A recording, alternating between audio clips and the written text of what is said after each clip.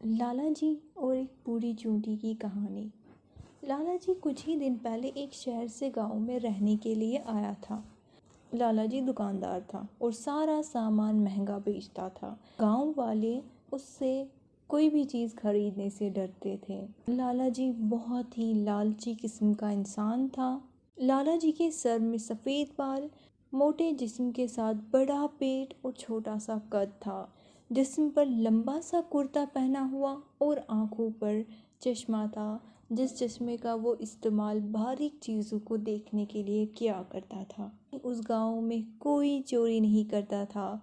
वहाँ सब मेहनत करके कमाई करते थे। कुछ ही दिन बाद गांव में फसलें काटी गई। लाला जी रोज़ गांव वालों को फसलें काट कर घर जाते हुए देखने लगा और ये भी देखता है कि कोई गांव वाला रात को फसलों को नज़र देने नहीं आता।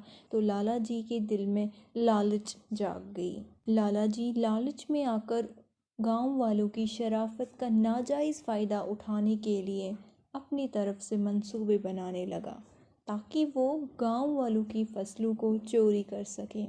एक रात लाला जी रात को खेतों में एक बोरी लेकर चला गया और हर एक गांव वाले की कटी हुई फसलों में से थोड़ा थोड़ा अपनी बोरी में इकट्ठा करने लगा और अपने गोदाम को भरने लगा।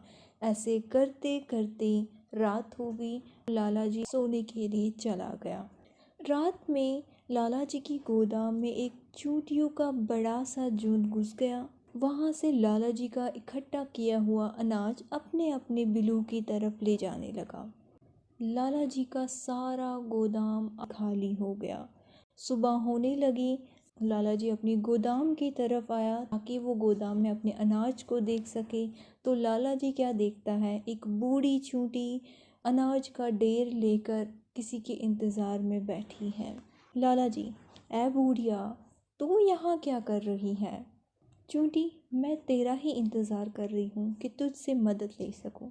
लाला जी, कैसी मदद? चूंटी, मैं बहुत बूढ़ी हो गई हूँ। मेरे साथियों ने तो सारा अनाज उठाकर बिलू में ले लिया, पर मैं कमज़ोर जिस्म की वजह से उठा ना पाई, तो तेरा ही इंतज़ार करने लगी। मुझे ये अनाज मेरे बिल तक उठा कर दे दे। लाला जी दुखी हो गया, तो फैसला कर लिया कि चलो इसकी मदद ही कर देता हूँ। चूंटी जब बिल तक पहुंच जाती है तो लाला जी से कहती है, लाला जी, तूने मेरी मदद की, इसका शुक्रिया, पर एक बात बोलना चाहती हूँ।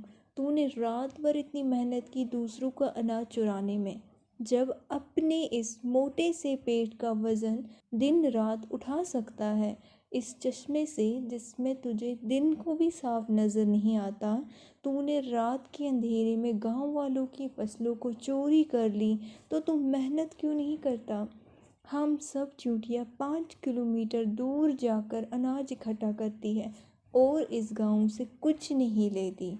तो तू इतना बड़ा इंसान है, तू मेहनत क्यों नहीं करता? लाला जी शर्मिंदा हो गया। लाला जी ने चूंटी से माफ़ी मांग ली और आइंदा से ऐसा करने से तौबा कर ले।